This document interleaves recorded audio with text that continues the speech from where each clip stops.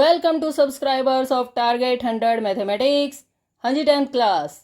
इतना easy paper देखकर खुशी तो बहुत हुई होगी। चलिए देखते हैं खुशी खुशी में आपने कोई मिस्टेक तो नहीं कर दी है। सेट 1 जुलाई 2025 का ये पेपर 20 मार्क्स का है और 45 मिनट्स का। सेक्शन ए 12 और 20 का HCF फाइंड करना है।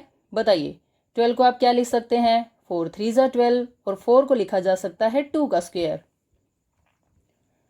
20 को लिखा जा सकता है 4 5 ज़ा यानी 2 का स्क्वायर इंटू 5। हमें HCF बताना है यानी हाईएस्ट कॉमन फैक्टर 2 का स्क्वायर है। So answer will be 4। Question number 2, इस पोलिनोमियल की मैक्सिमम नंबर ऑफ जीरोस बतानी है। जितनी हाईएस्ट पावर होती है उतनी नंबर ऑफ जीरोस होती है maximum. So answer will be 2। Question number 3, which of the following is determined by constructing A cumulative frequency table. CF की जरूरत हमें होती है मीडियन कैलकुलेट करने में यानी माध्यक। क्वेश्चन नंबर 4, दो इक्वेशंस हैं। अगर A1 by A2 is equal to B1 by B2 is equal to C1 by C2 हो तो रेखाएं होती हैं समपाती यानी coincident lines. Question number 5, probability बतानी है इम्पॉसिबल इवेंट की। प्रोबेबिलिटी होती है 0। जो इवेंट हो ही नहीं सकती उसकी प्रोबेबिलिटी 0। क्वेश्चन नंबर 6, असर्शन और रीजन का क्वेश्चन है। ये इक्वेशन गिवन है, इसके मूल वास्तविक और असमान होंगे। इसका पता हमें चलता है D से। D कैलकुलेट करने के लिए हमें ज़रूरत होगी ABC की। यहाँ पर A की क्या वैल्यू है? 1, B की वैल्यू 3, C की वैल्यू 2 और D का क्या फॉर्मूला होता है? D का रूल होता है B square minus 4AC। B का स्क्वायर आप करेंगे तो 9, 4, A की वैल्यू, C की वैल्यू। 9 माइनस 8 का आंसर 1 और 1 क्या है? Greater than 0। और जब जब भी D 0 से बड़ा होता है तो मूल वास्तविक और असमान ही होते हैं यानी रियल एंड अनइक्वल। रीजन देखिए, इस इक्वेशन के मूल वास्तविक और असमान होंगे यदि B square minus 4AC greater than 0। ये बात भी बिल्कुल सही है और ये इसकी करेक्ट एक्सप्लेनेशन भी है। A और R दोनों सही, R A की सही व्याख्या करता है। सो A इज ट्रू। ओके, यहां भी सेम बात, A is true. Section B, एक ऐसी क्वाड्रेटिक पोलिनोमियल बतानी है जिसकी जीरोस दे रखी हैं -2 और 3। ध्यान से देखना है आपको, शून्यक दे रखे हैं यानी इनका सम और प्रोडक्ट आपको फाइंड करना पड़ेगा। -2 + 3 की वैल्यू 1 और प्रोडक्ट के लिए इन दोनों नंबर्स की आप मल्टीप्लाई करेंगे। 3 2 ज़ा 6 और माइनस है तो माइनस भी आएगा। अब फॉर्मूला बताइए, पोलिनोमियल का क्या फॉर्मूला होता है? X square minus sum into x plus P यानी प्रोडक्ट। वैल्यू पुट करेंगे, सम की वैल्यू क्या है? 1 लिखने की कोई ज़रूरत नहीं है, सिंपल एक्स लिखेंगे और प्रोडक्ट यानी -6। बस ये रिक्वायर्ड पोलिनोमियल है। ओके, नाउ क्वेश्चन नंबर 8, हमें प्रूव करना है कि √3 एक इर्रेशनल नंबर है। बड़ा ही सिंपल सा क्वेश्चन है, देखिए कैसे। मान लीजिए √3 कैसी संख्या है? परिमेय संख्या। अगर ये परिमेय संख्या है तो आप इसे कैसे लिख सकते हैं? A/B की फॉर्म में। B ≠ 0। A और B क्या है? सह अभाज्य पूर्णांक यानी को प्राइम इंटीजर्स, यानी इन दोनों में 1 के अलावा कोई भी नंबर कॉमन नहीं है। 1 के अलावा इन दोनों को कोई भी डिवाइड नहीं कर रहा। नाउ डिवाइड वाले नंबर्स दूसरी साइड जाके मल्टीप्लाई में चेंज हो जाएंगे। ये वाली लाइन आ जाएगी, दोनों तरफ आपको स्क्वायर करना पड़ेगा ताकि ये अंडर रूट हट जाए। 3B² = A²। अब आप एक बात बताइए, ये 2 है, ये 8 है। 2 4 ज़ा 8, 2 ने 8 को डिवाइड कर दिया। गुड, आप इस 8 को क्या लिख सकते हैं? 2 × 4 = 8। इस बात का मतलब 2 ने इस दूर वाले नंबर को डिवाइड कर दिया यानी 2 डिवाइड्स 8। अंडरस्टैंड? सिमिलरली जैसे ये 2 इंटू 4 इज इक्वल टू 8 लिखा है, ऐसे ही लिखा गया है 3b square is equal to a square. इस बात का मतलब ये 3 इस दूर वाले नंबर को डिवाइड करेगा, यानी 3 डिवाइड करेगा a स्क्वेयर को। यही बात मैंने यहाँ लिखी है, 3 divides a square. This implies अगर 3 किसी नंबर के स्क्वेयर को डिवाइड करता है तो वो उस नंबर को भी डिवाइड करेगा, यानी आपको यहाँ से स्क्वेयर हटा देना है। इस बात का मतलब देखिए, अब 3 ने a को डिवाइड किया तो यहाँ कोई ना कोई इंटीजर आना चाहिए। मान लीजिए वो c है, ताकि ये कंप्लीट डिवाइड हो गया। तो a को क्या लिख सकते हो, 3 into c. a is equal to 3c यहाँ लिखा है, c क्या है, एक इंटीजर यानी पूर्णांक। इस वैल्यू को हम इस फर्स्ट इक्वेशन में पुट कर देंगे। a के प्लेस पे आपको लिखना है 3c, क्योंकि यहाँ पर a का स्क्वायर है इसलिए यहाँ 3c का स्क्वायर हो जाएगा। ये बन गया 9c स्क्वायर, 3 3 ज़ा 9, okay. b square is equal to 3c square आ गया। अब आप एक बात बताइए, फिर से वही बात आ गई, ये वाली 3 डिवाइड करेगा दूर वाले नंबर को। यहाँ पर दूर कौन है, b स्क्वायर, यानी 3 divides b square, again 3 divides b। अब इस सेकेंड और थर्ड इक्वेशन को ध्यान से देखिए। फ्रॉम 2 एंड 3, 3 ने a को भी डिवाइड किया, 3 ने b को भी डिवाइड किया, लेकिन ये तो गलत बात है। a और b कैसे नंबर थे, सह अभाज्य पूर्णांक, और यहाँ क्या आ गया, 3 ने दोनों को डिवाइड कर दिया। ये बिल्कुल गलत है। हमारी जो अजम्पशन थी हमारी वो गलत है, हमारी कल्पना गलत है। और वर्गमूल 3 कैसी संख्या है, अपरिमेय संख्या, ओके। नाउ नेक्स्ट क्वेश्चन देखिए, क्वेश्चन नंबर 8 ही है, लेकिन चॉइस का क्वेश्चन दे रखा है। क्वेश्चन नंबर 8 की चॉइस में देखिए, ये कार्ड का बिल्कुल फेवरेट क्वेश्चन आ गया आपका और काफ़ी आसान है। इन दोनों में से आप प्रोबेबिलिटी वाला क्वेश्चन ही करके आए होंगे ज़रूर, है ना। देखिए, एक आपको पता निकालना है, प्रायिकता बतानी है हुक्म के पत्ते की, यानी स्पेड। अब हुक्म के कितने पत्ते होते हैं, p ब्रैकेट हुक्म का पत्ता, आप क्या लिखेंगे, हुक्म के पत्ते होते हैं 13, तो 13/52, ये कैंसिल हो जाएगा, आंसर आएगा 4, 1/4। सेकेंड पार्ट में आप p लिख के इस स्टेटमेंट को ब्रैकेट में लिख देंगे। लाल रंग का तस्वीर वाला पत्ता, red face card, red colour के टोटल कार्ड्स कितने होते हैं, 26, उसमें फेस वाले कितने मिलते हैं हमें, 6 कार्ड्स। कौन कौन से कलर होते हैं रेड में, हर्ट और डायमंड, इनका रेड कलर होता है। 3 फेस कार्ड यानी KQJ यहाँ से और KQJ यहाँ से, अंडरस्टैंड। ये होता है पान का कार्ड और ये वाला होता है ईंट का। 6 कार्ड्स हमें मिल गए, हमारे फेवर में 6 हैं, टोटल है 52। 2 से कैंसिल किया, 2 3 ज़ा 2 2 ज़ा 2 6 ज़ा 12, दिस इज रिक्वायर्ड आंसर। एक ईंट की बेगम यानी queen of diamond, queen of diamond के लिए हमारे पास डायमंड की बस एक ही क्वीन होती है, तो इसे आप कैसे लिखेंगे, p ब्रैकेट एक ईंट की बेगम is equal to 1/52, okay, which is required answer. इसका आंसर है 1/52। नाउ सेक्शन डी देखिए, 400 नियोन लैंपों के जीवन काल को प्रदर्शित करने वाली एक टेबल है हमारे पास, हमें इसका माध्यक ढूंढना है। बड़ा ही सिंपल सा क्वेश्चन है। ये है लैंपों की संख्या, ये है जीवन काल घंटों में, यानी 1500 से 2000 घंटे चलने वाले हमारे पास 14 लैंप हैं। माध्यक का क्या फॉर्मूला होता है, L + n/2 - CF/F × H, okay.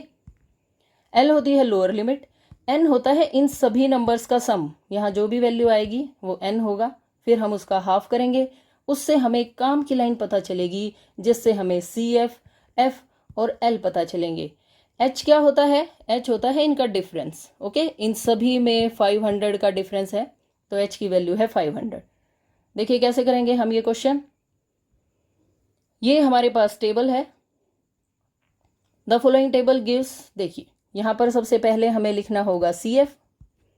CF में कैसे बनता है CF, पहली लाइन एज इट इज 14। अब 56 में आपको 14 ऐड करने हैं यानी 70। 60 ऐड करेंगे तो 130। 86 जब आप ऐड करेंगे तो 216। अब आप 216 में 74 ऐड करेंगे 290। 62 जब आप इसमें ऐड करेंगे 352 और 48 ऐड करने से तो कंप्लीट 400 ही बन जाएगा। यहाँ पर इनका सम भी 400 ही है। ये दोनों नंबर्स आपके मैच होने चाहिए। तो इस बात का ये मतलब होता है कि आपकी एडिशन बिल्कुल सही है। अब हमें फॉर्मूला लगाना है माध्यक का। तो देखिए कैसे। माध्यक का फॉर्मूला होता है, क्वेश्चन नंबर 9, माध्यक का फॉर्मूला होता है, अभी आपको बताया है, L plus n/2 minus CF divided by F multiply H। बस हमें ये वैल्यूज़ पुट करनी है यहाँ। अब n आ गया 400।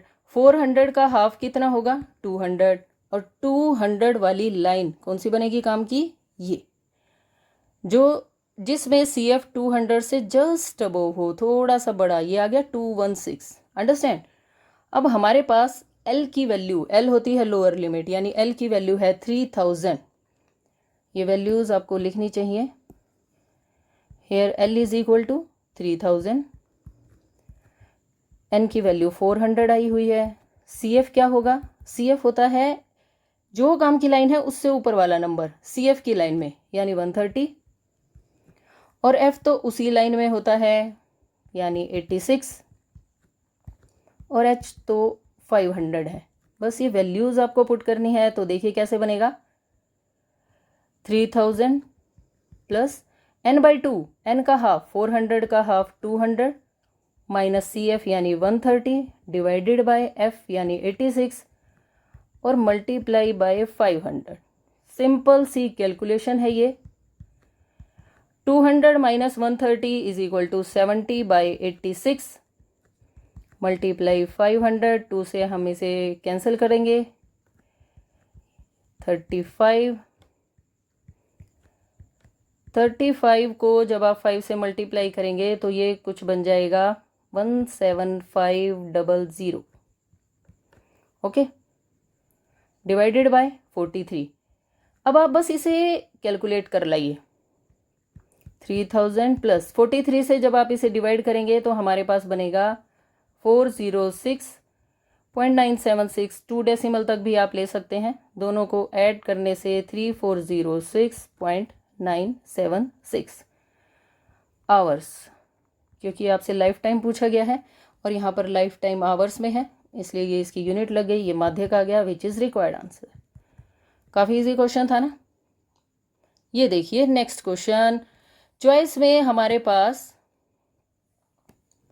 ये है, इसी क्वेश्चन की चॉइस में 2 क्रमागत धनात्मक पूर्णांक ज्ञात करने हैं जिनके वर्गों का योग 365 हो। तो हम वो दोनों मान लेते हैं। माना 2 क्रमागत धनात्मक पूर्णांक।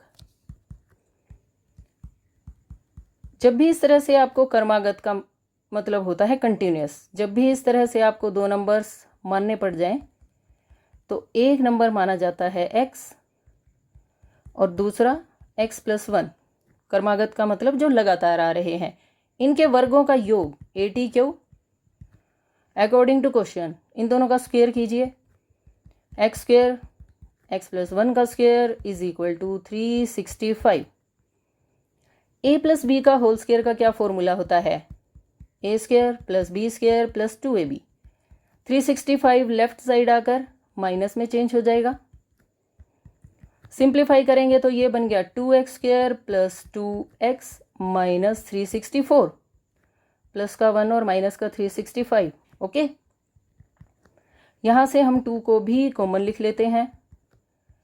2 से जब आप इसे डिवाइड करेंगे तो 182 आएगा। ये 2 तो हो जाएगा 0 से कैंसिल। ओके, अब हमें ऐसे 2 नंबर्स फाइंड करने हैं जिनकी मल्टीप्लाई 182 आती हो और ऐड या सब्ट्रैक्ट करने से प्लस का 1, और वो नंबर्स हैं 13 14। प्लस का 14 माइनस का 13 लेना पड़ेगा, तभी मल्टीप्लाई -182 आएगी और ऐड करने से प्लस का 1 आएगा। नाउ यहाँ से x कॉमन यानी x + 14, यहाँ से माइनस का 13 कॉमन, x + 14 ही बनेगा। जब ये दोनों ब्रैकेट्स सेम बनती हैं तो x + 14, ब्रैकेट सेम का मतलब होता है कि आप बिल्कुल सही क्वेश्चन कर रहे हैं। ये दोनों ब्रैकेट सेम होनी चाहिए। यहाँ लिख दिया, यहाँ x - 13 बचा। अब इन दो नंबर्स की मल्टीप्लाई 0 है। इस बात का क्या मतलब है? Either first number is equal to 0 और second number is equal to 0। यहाँ से x की वैल्यू आ गई -14, यहाँ से x की वैल्यू आ गई 13। लेकिन हमारे पास क्या थे? धनात्मक पूर्णांक। धनात्मक का मतलब प्लस की वैल्यू, ये तो माइनस की आ गई, यानी ये तो हो गई असंभव, ये वैल्यू तो हो नहीं सकती। इट मीन्स x का आंसर है 13। लास्ट में आप क्या लिखेंगे? वही जो आपने बिल्कुल स्टार्टिंग में लिखा था, बस माना हटा देना। अतः दो क्रमागत धनात्मक पूर्णांक, अतः दो क्रमागत धनात्मक पूर्णांक, बस x की वैल्यू पुट कर दीजिए, x और x + 1 यानी 13 और 13 + 1 14, विच is required answer. Okay, now last question है सेक्शन ई। देखिए बिल्कुल ही सिंपल सा क्वेश्चन है। एक फूड स्टॉल मोमोज और स्प्रिंग रोल बेचता है। ये तो आपकी फेवरेट चीज़ें आ गई हैं, लेकिन ये सेहत के लिए बिल्कुल अच्छी नहीं होती। एक ग्राहक 3 प्लेट मोमोज और 2 प्लेट स्प्रिंग रोल 290 रुपीज़ में खरीदता है। दूसरे ग्राहक ने 2 प्लेट मोमोज और 2 प्लेट स्प्रिंग रोल लिए 240 में। हमें इन क्वेश्चंस के आंसर बताने हैं। क्वेश्चन नंबर 1, मान लीजिए एक प्लेट मोमोज की कीमत है x रुपीज़, तो 3 प्लेट मोमोज की कीमत क्या होगी? 3 प्लेट मोमोज की कीमत होगी 3x। 2 प्लेट स्प्रिंग रोल, एक प्लेट आती है y रुपए की, तो 2 प्लेट्स कितने की आएंगी? 2y। टोटल कॉस्ट हो गया 290। तो मैंने इन दोनों को प्लस किया और ये बन गया 290 के इक्वल रख दिया। ये बन गया एक रैखिक समीकरण। ओके, सेकेंड जो कस्टमर है उसमें देखिए 2 प्लेट मोमोज यानी 2x, 2 प्लेट ही स्प्रिंग रोल हैं यानी 2y, और ये आ गए उसके 240 में। ओके, हमें सिर्फ इक्वेशंस बनानी थी। फर्स्ट पार्ट कंप्लीट हो गया, बस इतना ही है। ये दो आपने इक्वेशंस बना दी। सेकंड क्वेश्चन में देखिए, हमें इन्हें एलिमिनेशन मेथड से सोल्व करना है। एलिमिनेशन मेथड क्या होता है? जिसमें आप एलिमिनेट कर देते हैं। यहाँ हम किसे एलिमिनेट कर सकते हैं? y को, क्योंकि y बिल्कुल सेम दिखाई दे रहा है। 3x + 2y = 290, 2x + 2y = 240। दोनों के साइन चेंज कर दीजिए, तभी ये टर्म कैंसिल हो जाएगी, एलिमिनेट हो जाएगी। 3 - 2 की वैल्यू 1 होती है, यानी x = 290 - 240 50। यानी मेरे पास एक प्लेट मोमोज की कीमत आ चुकी है 50 रुपीज़। अब हमें x की इस वैल्यू को किसी भी इक्वेशन में पुट करना है, तो हमारे पास y की वैल्यू आ जाएगी। पुट x = 50 इन कौन सी इक्वेशन में पुट करें? सेकंड में कर लेते हैं, 2x + 2y = 240 में। जैसे ही आप x के प्लेस पे 50 रखेंगे तो 50 का डबल 100 + 2y = 240। प्लस का 100 दूसरी तरफ जाकर माइनस के 100 में चेंज हो जाएगा। 240 में से जब आप 100 को माइनस करेंगे तो आएगा 140, और मल्टीप्लाई वाले 2 दूसरी तरफ जाकर डिवाइड में चेंज हो जाएंगे, यानी 2 से डिवाइड होकर 140 का आंसर आ जाएगा 70। y की वैल्यू 70 आने का क्या मतलब है? ये है एक प्लेट स्प्रिंग रोल की कीमत। ओके, लास्ट में आप लिख दीजिए x = 50, y = 70। Now third part, एक प्लेट मोमोज और एक प्लेट स्प्रिंग रोल का कुल मूल्य ज्ञात कीजिए। कुल मूल्य क्या होता है? 50 + 70 यानी 120।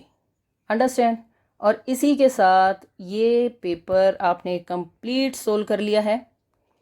मुझे उम्मीद है कि आपके ज़्यादातर क्वेश्चंस सही होंगे। जहाँ जहाँ आपने मिस्टेक्स की हैं उनको अब ध्यान से देख लीजिए, आगे इस तरह की कोई मिस्टेक नहीं होनी चाहिए। वीडियो को ज़्यादा से ज़्यादा लाइक करें, शेयर करें। Thanks for watching, bye bye, take care.